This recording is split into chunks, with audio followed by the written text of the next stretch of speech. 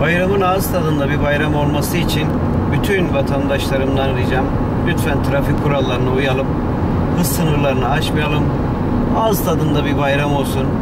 Gideceğimiz yere annemizin, babamızın, ailemizin ya da sevdiklerimizin yanına ya da tatile ya da her nereye gidiyorsak yarım saat, bir saat, 2 saat geç gidelim ama gittiğimiz yerde mutluluk olsun, gözyaşı olmasın, hüzün olmasın, bayram tadına bir bayram yaşayalım.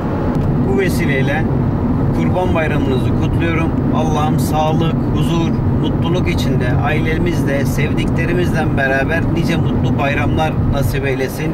Cenab-ı Allah'ım birliğimizi, beraberliğimizi bozmasın. Her şeyin hayırlısını nasip eylesin.